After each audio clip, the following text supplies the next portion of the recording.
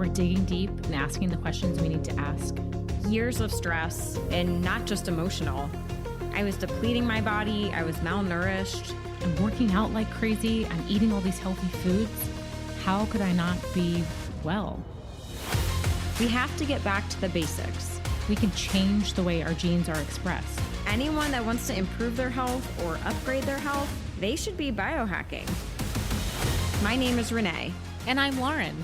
We are the Biohacker Babes. We're sisters, and we're joining forces to empower you to become your own biohacker and upgrade your life. The Biohacker Babes podcast aims to create insight into the body's natural healing abilities, strengthen your intuition, and empower you with techniques and modalities to optimize your health and wellness.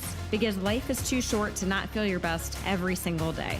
This podcast offers health, fitness, and nutritional information and is designed for educational purposes only. You should not rely on this information as a substitute for, nor does it replace professional medical advice, diagnosis, or treatment. If you have any concerns or questions about your health, you should always consult with a physician or other healthcare professional. Thank you for joining us, and welcome to the show.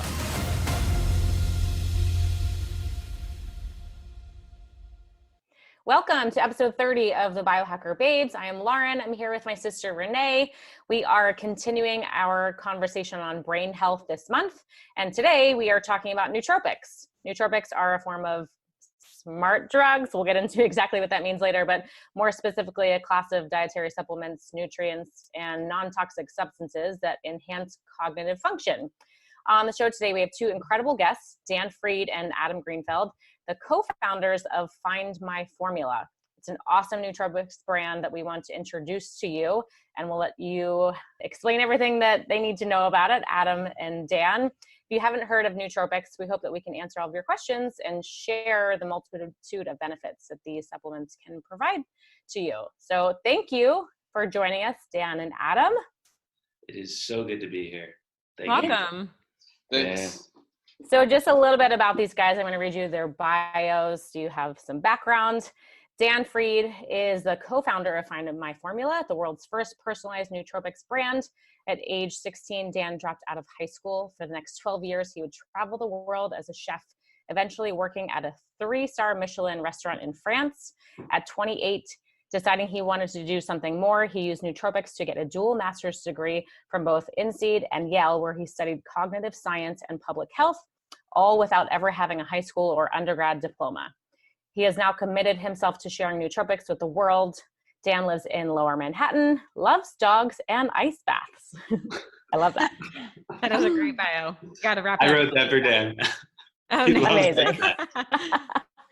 Great. And then Adam Greenfeld is also co-founder of Find My Formula. Adam grew up an athlete and devout student of human performance. 10 years ago, he found the biohacking self-quantification movement and became a self-proclaimed human guinea pig. He spent the early part of his career in the front office of the Brooklyn Nets NBA team and since has founded several startups.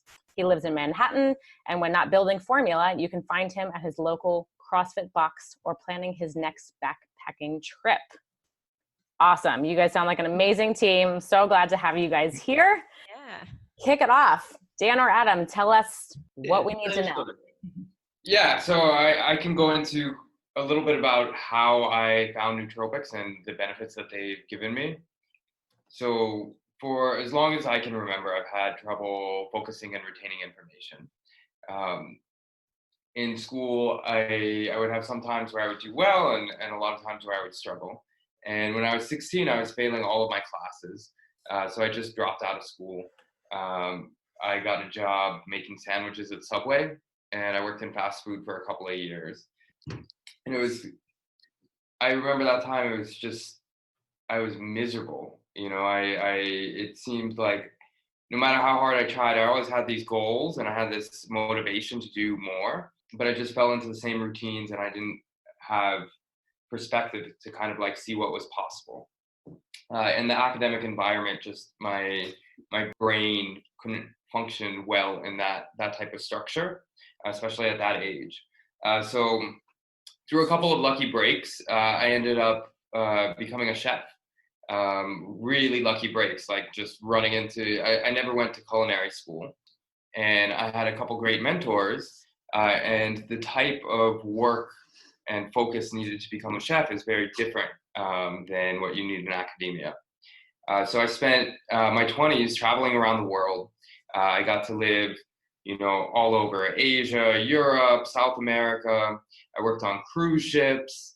I was fortunate enough to work in a Michelin 3-star restaurant in France, and then work in some large hotel chains. And in my late 20s, I was really successful.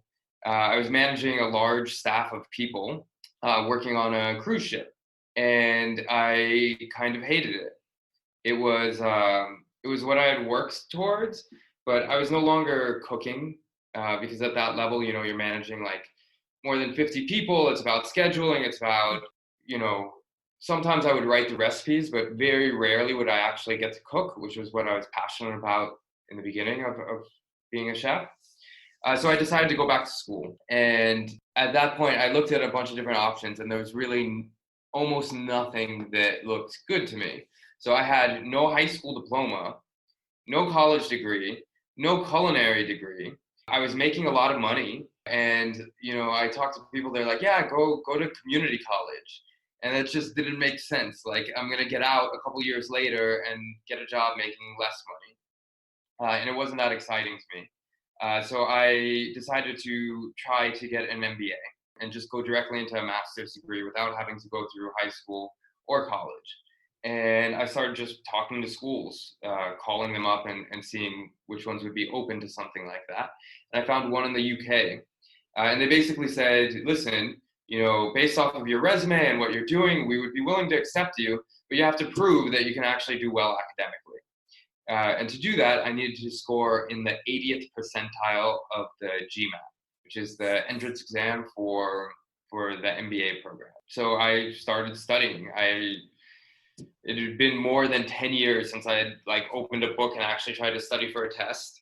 And the same problems came back from when I was a kid. I couldn't focus. I couldn't retain information. I can remember, the first time I tried to take a practice test, I got through 10 questions and I just couldn't go on.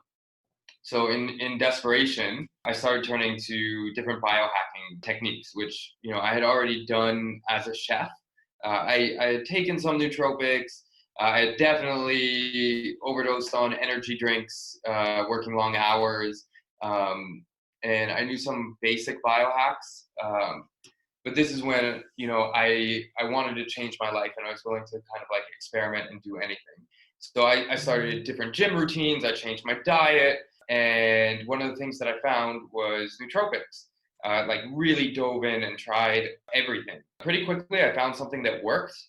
And it was almost like a light switch going on. It was, it didn't make me smarter. And what I found is most people, their limitations aren't their intelligence. But it made it so that I could sit there and I could read for an hour and comprehend everything that I just read, that I could study something once. And after that, it just kind of clicked. And it was such a impactful change that within a really short amount of time, I was able to take the GMAT. I scored in the 99th percentile, which was something, it was far beyond anything that I even thought was possible. And from there, that basically changed my life. I was able to go to INSEAD, which is one of the best MBA programs in the world. It's in Singapore and France. And school was completely different this time. I wanted to be there. I was good at it. Something that I had never had that experience academically where, I understood things. It was still a struggle. It was still really hard. My classmates were smart, they grade on a curve. But I loved it and I did well. And from there, I was offered a partial scholarship to go to Yale to do another master's degree where I got to study more of the science side of things. So it was a year to basically indulge in my academic intellectual curiosity and study anything I wanted. For the most part, I studied mostly cognitive science and public health and really got into why these nootropics and why all these different behavioral changes were so impactful and how I could maximize the results from them. That's really incredible because it sounds like before you even discovered nootropics, there was sort of no limit. You just saw an opportunity and said, if there's a will, there's a way. Is that correct? And then can you explain how you found out about nootropics? Like, how did you decide that that was the thing to take a chance on? Is it a person in your life that convinced you, or just research?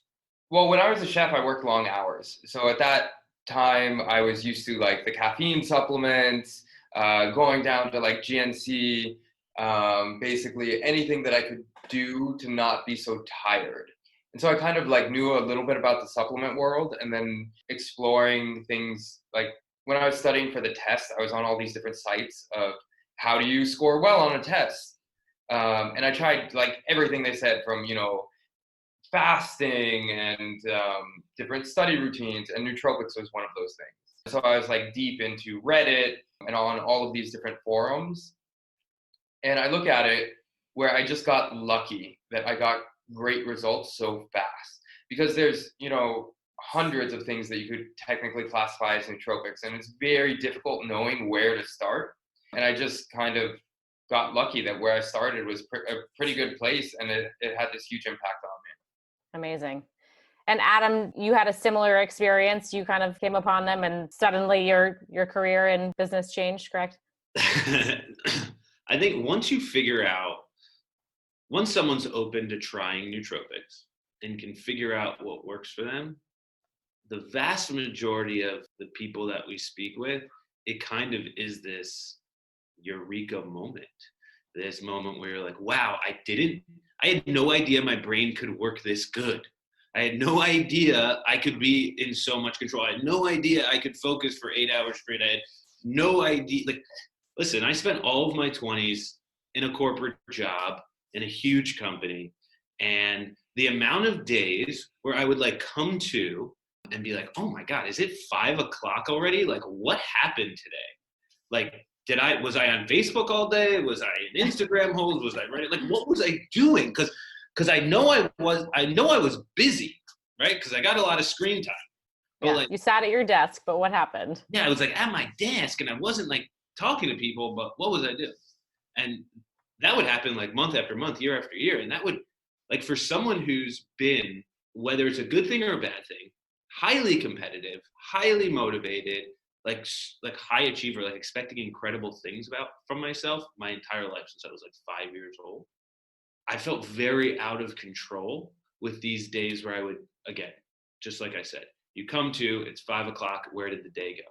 And so when those days stopped happening, when I was present and locked in and productive all day long, that's when I knew that nootropics worked for me.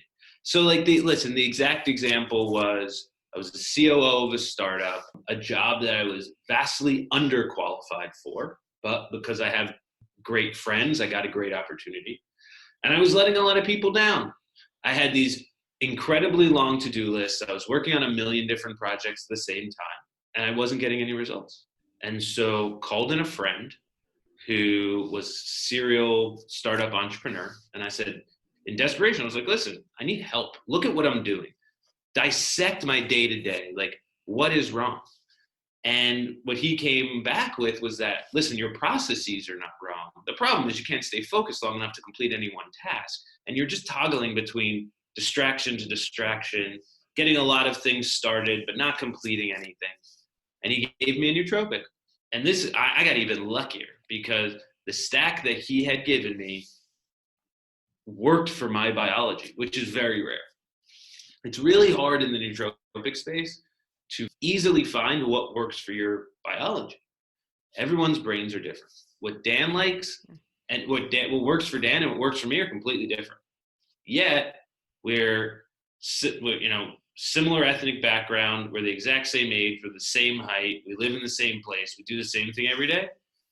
And so what other intervention, protocol, product can friends not really like share, right? Because everything's so different. And I know, Lauren, like what works for you and what works for me is probably different. Yeah, I think we had that conversation when we met. We were talking about sleep supplements and you said, this works for me. And I was like, that does not work for me. Crazy. It's so personal. Yeah.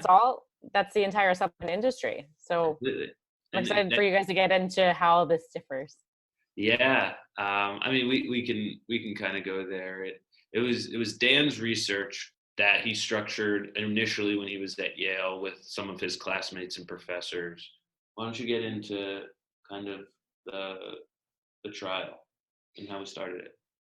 Yeah, so one of the things with nootropics, there's very little information out there on studies on what they do in healthy people.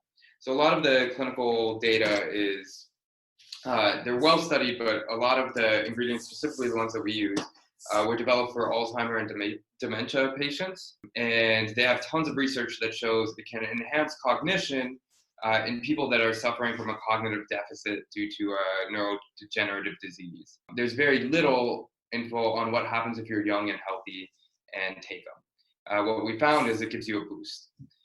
So what we did was we structured something that's very similar to a clinical trial where you have techniques on kind of mitigating the placebo effect. So semi-blind, basically not telling somebody what they're taking when they're taking it to see if it works, having placebos in there to see if when they take a sugar pill, do they report similar things.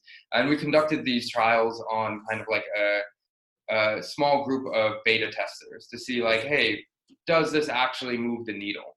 If I take this, and we tracked everything. So in the very beginning, I tracked down to like my typing speed, how long I was on different apps, how much screen time I used on my phone, how many emails I sent, all these productivity trackers, and just like my overall subjective feelings. And it was really clear after that small trial that, hey, some of these ingredients are having an impact on my metrics and my productivity. And what's impacting me is different than what's impacting a couple of my friends. And then we kind of like scaled that up to, in the beginning of the company, we sold these trial kits where in the first month, somebody would buy like a sample kit of a bunch of different nootropics, and every day they would try a different one, and then they would record how they felt. So they would take a pack of nootropics in the morning, they would say, wow, like my energy levels are amazing, or I have a headache, or I feel absolutely nothing. And we did this for more than 100 ingredients with thousands of people. And we kind of like narrowed down what works. And then we started using basic data science techniques to say, hey, for women between the ages of 25 and 35 who are looking for these top 3 goals and, have these habits, which nootropics did they like the best? And we just made a cluster and we said, hey, these are the first 3 things that somebody in that use case should try. And that's kind of like what we do now is somebody will go to our website, they'll answer some questions, and then we compare their results to our data set. And you can see in real time, we said, we're analyzing this many million data points. We tell you how many people we've tested on that are similar to you and why we're recommending those specific ingredients. And then in your first month, you get to try them, you rate them, you tell us what you like, what you don't like. You can easily book a call with me or Adam, and we optimize your formulas every month to make sure that you're still getting the best ingredients. Your data alone is so impressive that you can do that. So I have to say kudos to you guys for figuring that out. That's amazing. I would love to just take a step back for a second for our listeners. Like, some people are really new to biohacking, new to nootropics. Can you just simplify, like maybe in like one sentence, like what exactly nootropics are? What are smart drugs? Is there a crossover between the two? So nootropics are any type of nutrient or supplement that makes your brain work better. Easy enough. So in this, call it an umbrella term. And underneath this umbrella is everything some people will consider a B vitamin or MCT oil or an exogenous ketones as a nootropic. Caffeine is a nootropic. Nicotine is a nootropic. The nootropics that we sell, which there's a lot of them, but the key components are what you call racetams or peptides, considered nootropics, all the way up to maybe anti-ADHD medications or some of those stimulants people consider nootropics.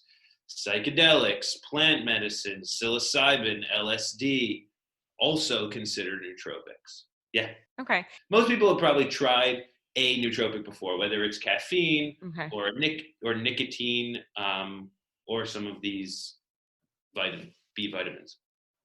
Sure. Right. That And makes do you sense. consider nootropics supplements or a food? I mean, we consider them a supplement. They're not essential to living like food is. But a lot of these substances are produced in the body, correct? And we're just enhancing the production of. Can you sort of explain the Yeah, difference in what we're supplementing with versus what we naturally make? Yeah, so some of the some nootropics are things that can be found in food. Some nootropics are not. Basically, there's different ways. There's a bunch of neurotransmitter systems in the brain. So you have dopamine, norepinephrine, all of these different neurotransmitters, and there's some nootropics that can have a direct impact on the neurotransmitters, and some of them that can support the production of neurotransmitters, and that can impact the amount of neurotransmitters that are released into the synapse. Yeah, so under the umbrella term of, nootropics make your brain work better, there's different ways that happens. So some people can consider Adderall and Ritalin as a nootropic. To me, some of the stronger stimulants like that, while they do enhance cognition in the short term, basically raising levels of dopamine and norepinephrine in the synapse. And then afterwards, you'll get almost like a crash because the levels plummet. So it's not adding anything to your life. It's almost like borrowing energy from the future. So like right now you get more dopamine and norepinephrine, but then you're going to pay for it in the future when it wears off and your synapse readjusts. Right, it's more of a Band-Aid. Yeah, exactly. And you know what? There's some times where that's great. If you're cramming for a test the next day, if you're sleep deprived and you're willing to pay back that deficit, and it's like, I need this now. There's tons of great use cases for it. Where people get into trouble, and I'm not talking about somebody who's prescribed the medication for an illness. I'm talking about people who are taking it to kind of like perform better. If you take it daily, then you're never really paying back the debt. So you're just borrowing energy from the future, and it compounds. That when you do crash, you crash really hard, and it takes your body some time to readjust. We're talking about Adderall, Vyvanse, Ritalin. Yeah. Like the synthetic smart drugs. Yeah, and then you have other ingredients like the nootropics that we sell where they actually add to your life. So it not only enhances things on the short-term level, but it also provides, it promotes neurogenesis, neuroplasticity, and in some cases, neuroprotection. So basically, you have immediate benefits of being able to focus, increasing energy levels, and then you have long-term benefits of a healthy brain. So that brings up the question, how quickly do people typically feel the difference? Like some people, it is a couple days, weeks, months. It completely depends on the ingredients. Okay. So most of our formulas, you should feel the same day. A lot of them have short-term and long-term benefits. So we make the stack so that you take it and you're going to feel something. And if you continue taking it, it's going to just get better. It really depends. Yeah. Like we have a lot of different ingredients and customization. So there's some that you won't feel anything until you take it for more than a week. And there's some within half an hour, it just clicks. That's pretty cool. And for someone that's taking it for the first time, what would you tell them to expect to feel? It depends on the formula. So like I said, people come to us with different goals and they get different ingredients. For example, today I took my energy formula and I just adopted a puppy. She is kind of crazy and wakes us up in the middle of the night. We're still kind of getting used to it, and she's very recently potty trained, still having some accidents. So I wasn't able to sleep very well last night. And to fight the cognitive deficit that comes from sleep deprivation, just like being in a bad mood, not being able to focus and function, I chose to take my energy formula this morning. It's not like, before I did nootropics, I used to drink coffee, a lot of coffee. And I would just, come in first thing in the morning, have a cup of coffee, another cup. Now I don't do that anymore. This is like, I intentionally took my energy formula. I feel it kick in within like 30 minutes. and it just changes my entire attitude for the day. And that's kind of like one use case. Usually when I do a podcast, I will take my creativity formula. So creativity formula is like, it allows me to, it enhances verbal fluency. So I'm just kind of like quicker when I'm in conversations. I can remember things really quick. And it also has aniracetam, which has an anti-anxiety component. So that's usually my go-to before a podcast, and I would take it an hour before so that it kicks in. I didn't take it today because I didn't sleep well. But yeah, that makes a lot of sense. Yeah. So I've tried 2 of your formulas. When I met Adam, I was taking the online test and he was sort of asking me some questions at the same time. And I think the online test told me to take creativity. And then based on Adam's questions, he was like, try clarity, try creativity, like try both of them. And I loved that I sort of had the option to experiment with both instead of just like putting all my eggs in one basket and like hoping this one worked. So I tried both of them and I actually felt like really amazing on creativity.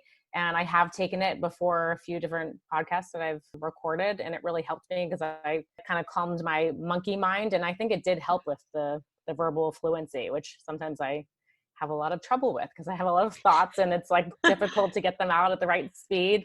So I really love that. Like that one really resonated with me, and clarity was not as powerful, but I did feel good on it. But I really liked having the option to experiment. I think that's really, really cool. So our audience can go online very easily and take your quiz, right? Yeah. Can you explain like what kind of questions are going into that formula to decide? Is it just based on activities that you are engaging in, or does it have to do with like physiological and personality? Yeah, so I can go into that. First, I just want to touch on, like, you brought up such a good point of having the option to choose between different things. Most of our competitors have one pill and they say, just take this every day and you're going to get, more energy, more focus, not even without the personalization aspect, but just that every day taking one pill is going to give you all these benefits is kind of like absurd.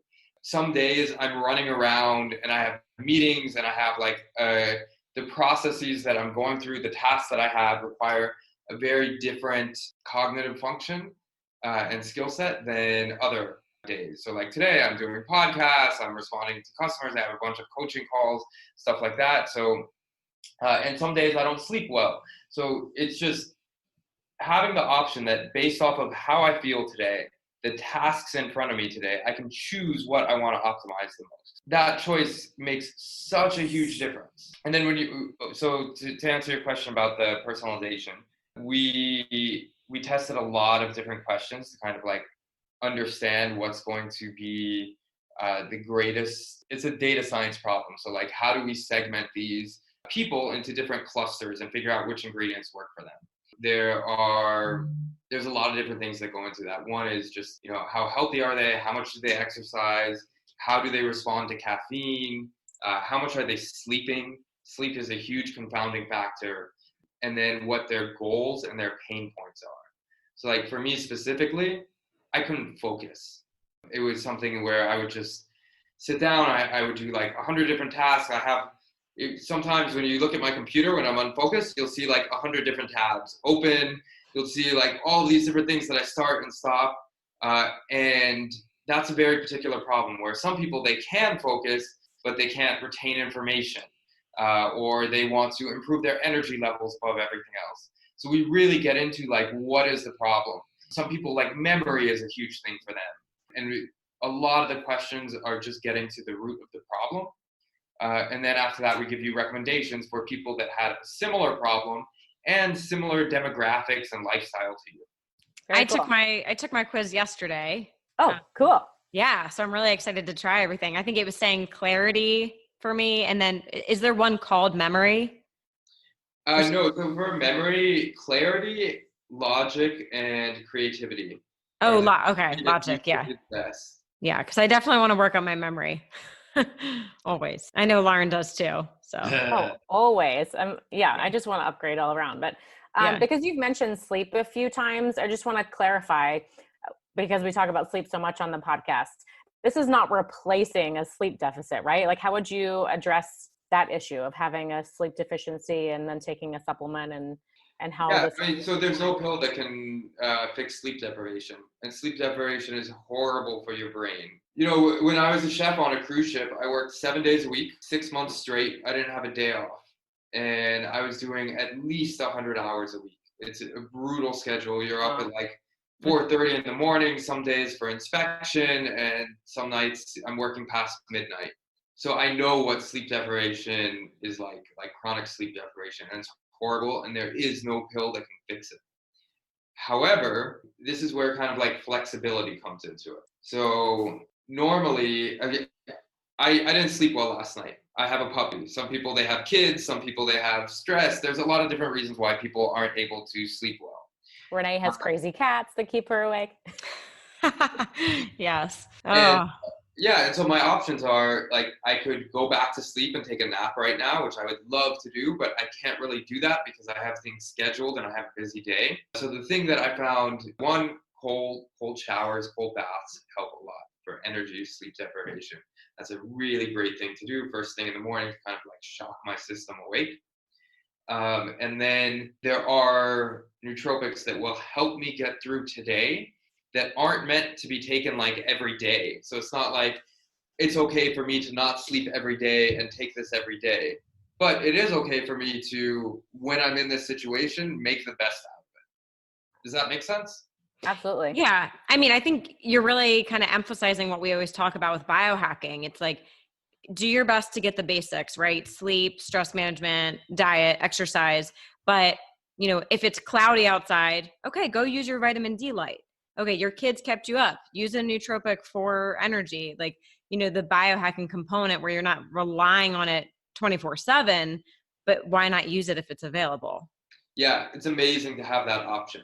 I mean, before my productivity would be ruined. Now there's very little impact that last night will have on my day. Really Yeah. cool. So on the show, we always like to ask what the product or company is for. It sounds like anyone can use a nootropic for brain health. Is there anyone that should not be using this? So the only major interactions, obviously, if you're taking medication, that's something that you need to talk to your doctor about. People with severe epilepsy or who have had strokes in the past are usually on medication that would stop them from taking our products. But for the most part, because of how our product is personalized, you know, a 70-year-old granddad that comes to our website is going to get a different product than a 20-year-old student because they have different needs, and we're very flexible. And we have customers from, 18 years old all the way up to, I talked to somebody this week, she was 83, and they have, different dosages, different ingredients, completely different formulas. And that's something that we can do because of the personalization and customization aspect. And you can do caffeine free for any of the products, or? Yeah, we have all of our formulas are available with or without caffeine. You can choose. Okay. One of them, we strongly suggest having caffeine. That's the motivation formula. And it's just because there's such a synergy with all of the other ingredients. But all of the other ones you can get with or without caffeine. Gotcha. I was going to ask that because I think I selected the non-caffeinated just because I like to consciously consume my caffeine. Like I would have a problem with not drinking my coffee as well, but I know, I was thinking the same thing. so, okay, actually that answers my question. So the motivational one has a synergistic effect and the other ones are just as powerful with or without. Yeah. So in the beginning of the company, we didn't have caffeine. So before we approve an ingredient, we have a rigorous process that we go through. And so, there's a legal aspect. Is this legal? There's an ethical aspect. And one of the things that we ask is this addictive? And caffeine, unfortunately, is addictive. So it didn't pass our ingredient framework, and we just didn't have it in our products for the first year. And then we had people that came to us and they're like, hey, I love nootropics. Like, you want to consciously have your caffeine. Some people came to us and said, I would love it if you could put caffeine in mine, like a cup of coffee, because now I don't drink coffee anymore.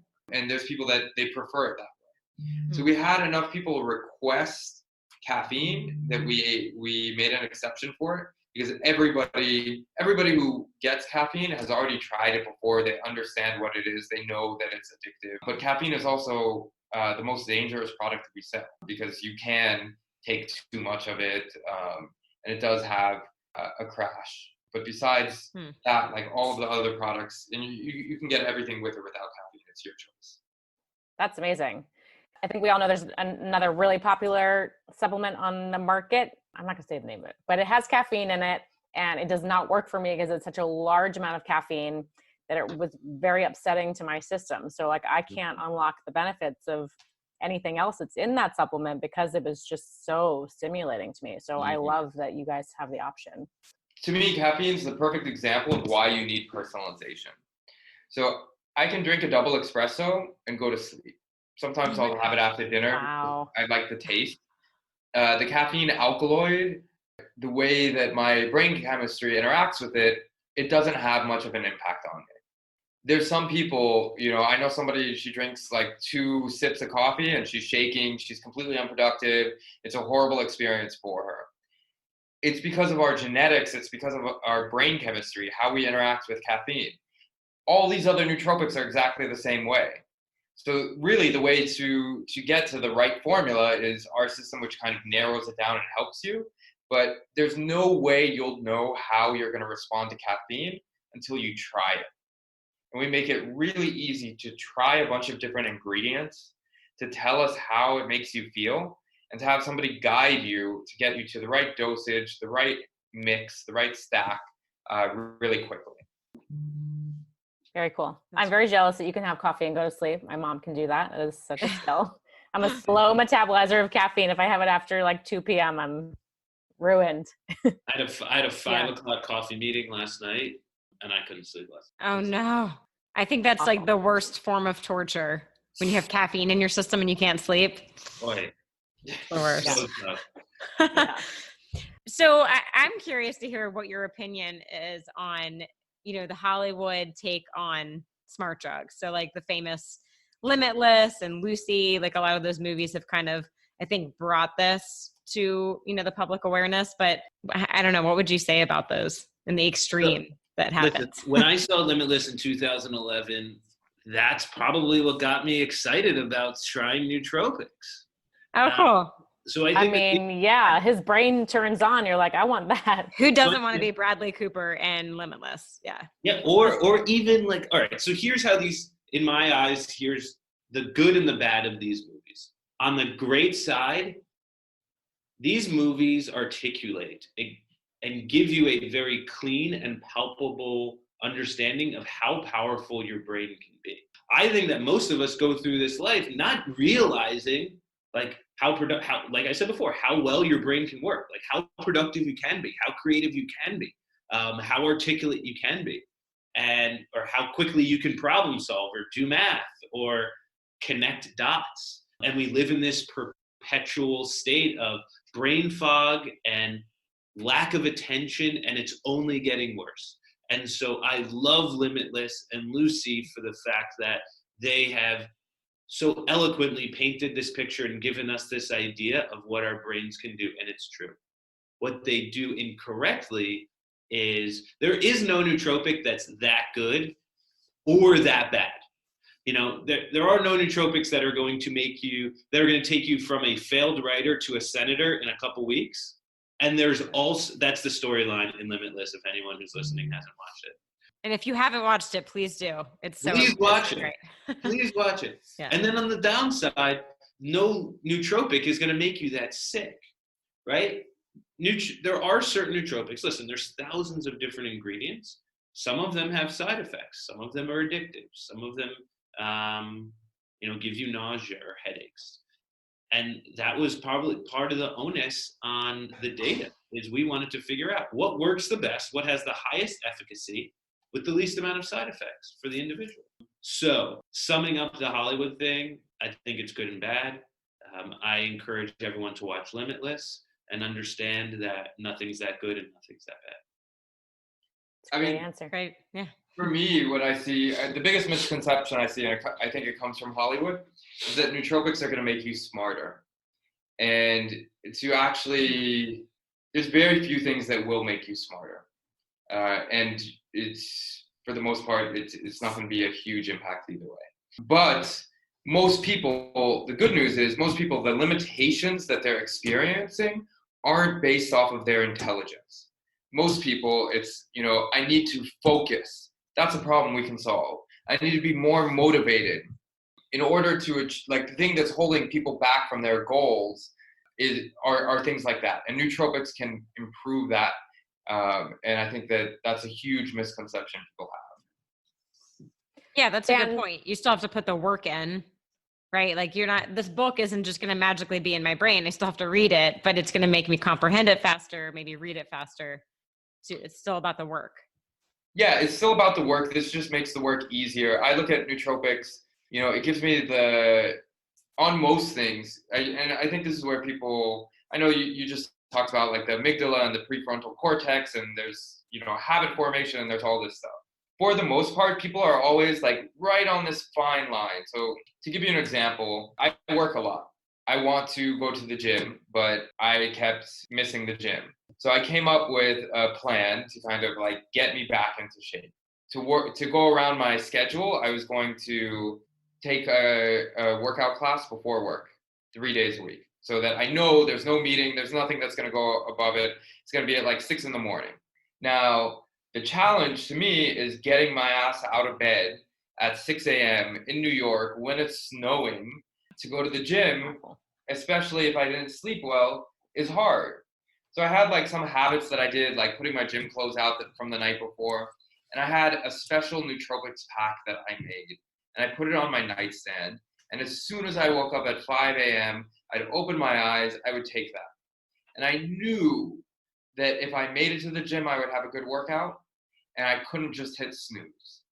So that was like an easy thing. It was, every morning I was like at the 50-50 line. It was such a struggle. Some mornings I would get up, some mornings I wouldn't before nootropics. And then having that nootropics, I didn't miss a day at the gym for 3 months.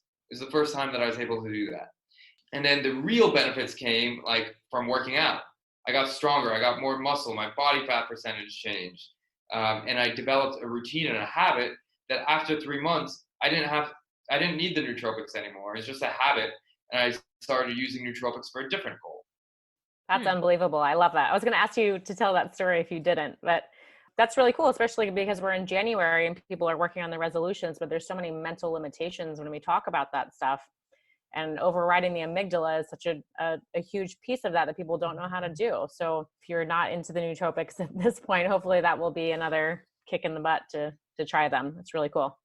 Yeah, he also put his money where his mouth is, and he signed up for like the most expensive gym in New York. So, well, if you're going to get there, it might as well be a nice experience. I think there's also like a monetary side. I've been studying a lot about habit forming, and and I think that there's also this idea of like this fear of loss.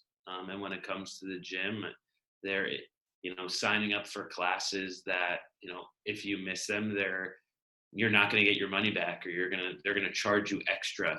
That's like, it's something about class pass, as annoying as they are. If you miss a class, they charge you extra. Right. Losing $40 a class versus like $5 a day at Planet Fitness is a little different. Yeah. Right. Which is why I think only 5% of the Planet Fitness members actually go. So yeah. I mean, have you guys ever worked out at a Planet Fitness? It's like the least motivating place. I think I did for 1 week and I hated it. I know. They have free pizza though. Oh man. Okay. So that does not do it for me. I had a Planet Fitness membership because it was right next to an office. So I would supplement and be like, oh, I'll go at lunch. I never went. It was so unmotivating. And their entire model is to get you to not go. Yeah. Oh yeah. Yeah. Really interesting. It must work for someone. They're still open. I mean, they're making a ton of money. So they are. It's a business model for sure. Yeah. I'm a huge proponent of like community-based things. Right. You're a CrossFit guy. That makes a lot of sense. So, and the reason I think that I like the CrossFit stuff is it mimics like football practice and baseball practice when I was a kid, and that community ingrown kind of competitiveness and encouragement. And so I love the fact that the class model has grown, and I don't think, as fitness has become a big thing, like we're seeking out community, we're seeking out other people to work out with and keep us accountable. So yeah, I'm a huge fan of that. Yeah, it's a great model. Me too. I love Orange Theory. That's my go-to. Same idea. You were a CrossFit girl for a long time. I was, because I loved the people there. That was a huge part of it. And then a lot of people left, so I left. Yeah. I tried to switch CrossFit boxes and I couldn't. I ended up going back just because I missed everyone who was in my class. Even though the new one was cleaner and maybe the programming was more challenging, at the end of the day, it was those community people that I knew that I saw every day, that encouraged me, that I competed with, that I felt accountable to show up. And I knew I couldn't dog it because they were like leaning on me to motivate them, and I was leaning on them to motivate me. Yeah, that's awesome. Dan, now I'm curious, which gym do you belong to? That was when I was going to Solace, which is in Midtown. Yeah. And it wasn't CrossFit, but it was like community weightlifting. Right. Yeah, I've taken some classes there. It's a cool space. Yeah, it's amazing. And just having that structure and that community, like Adam said, also like there's very few things that can really have a high impact on like habit formation and being successful at adopting new habits. One is environment. There's different cognitive biases like fear of losing money and things like that that you can leverage to do that. Awesome. Thank you for sharing that. Yeah. So before we close out, we always like to ask our guests if you could give us one piece of advice that the audience could take away today. And I'm going to ask each of you. That will be the benefit of having two of you on today. So whoever wants to go first, what's one thing people can start doing today to upgrade? I think the easiest thing is after you take your shower in the morning, the last 30 seconds, turn it to cold and see how it goes. Yeah. Love that one. If you're afraid of it and it seems daunting, which it does, and painful, which it does, I'm going to give you the hack. So. Oh, all right. I'm ready. The reason that cold showers are so painful is because your brain perceives that your body is under attack. So all you need to do to reassure your brain that your body is not getting attacked by the stimulus is literally very light skin massage. So here's what I do. Take your normal shower, warm shower, soap, shampoo, the whole nine. Step out of the flow, turn off the hot, keep the cold on. You're then going to go limb by limb, like left arm first. I have to remember no one's watching this on video. Left arm first, and then with your opposite arm, you're simply going to rub the top of the skin that's in the arm, that's in the water flow. Now, what's this doing is it's telling your brain that this skin is safe and not under attack, and the pain will vastly reduce. You then do the other arm. And as you put your right arm in the cold water flow, you just lightly rub the top. And again, this is sending signals to your brain that it's not under attack. You then do the same for your legs, your midsection, your groin or privates, and then you turn around again, and then the back of your right leg, and you're massaging, you're rubbing the back of your leg, the left leg, the butt, the back, the upper back, the neck. By the time this is done, it's already 30 to 45 seconds and the cold shower is over. Do that for a couple weeks, and then only after a couple weeks of doing that, you can start doing your head. But yeah, don't do your head right away. You might get sick, especially in the middle. That's an amazing hack. I thought you were going to tell me to do Wim Hof breathing, which that's what everyone tells me. They're like, you just aren't breathing right. But I love the hack that you just shared. Yeah, I mean, try it. Wim is great too. Yeah. That's like 10 minutes before your shower. Unless you want to like you want to do like 80 breaths standing up in your shower. Like so this is a lot faster. But yeah, I also do Wim Hof every morning. Awesome. Yeah, I like that. It's a little more accessible and quick. I mean, it's so weird. Like I love cold baths. I can't take a cold shower. I hate it. I don't know what it is, but like I still to this day, like I can sit in an ice bath for 5 minutes, and I hate cold showers. I don't know. It feels very different to me. Yeah, I mean, Yeah. listen, we also, I think with the thing with the shower is it's something we grew up being like this beautiful comfort, this warm water, this like escape. Yeah. Yeah. And now all of a sudden it's like attacking you. Yeah, we're being told to like provide a stressful event. It's like, what the fuck? All right, so then what's yours, Dan? So one of the books I'm reading right now, I'm about halfway through, is Tiny Habits from BJ Fogg. I have that sitting on my nightstand right now. Really? I haven't opened it yet, but I need to. Yeah, So BJ Fogg's amazing. He's great. Yeah, I've read a lot of his work. He's a professor at Stanford. I've met him a couple times to talk to him. I'm a huge fan of his like behavioral change theory around habits. And his whole thing is like, you know, go for something that's small, easily winnable, integrate it into your routine, and then slowly build off of that. And I'm trying it out with a couple of different things. Me and my girlfriend, actually, we made a list. We didn't do like New Year's resolutions, but we just did habits that we want to nurture, and we kind of spread it out. So we do something where we'll try a new habit. We start off very small and then keep nurturing it until it gets big and transformational. That's great. I love that. Yeah, I know BJ Fogg is big on like you said, setting like almost a smaller goal just so you can accomplish it to feel better about yourself and more motivated. I think that's so, essential for people. They're like setting these massive goals and then they miss them and then they give up. Yeah, that's a great hack. And it's like starting so small. And he has the classic example of flossing one tooth. Like do something that takes 2 seconds and do it consistently. And then before you know it, you'll keep doing it. Yeah. Powerful. That's great.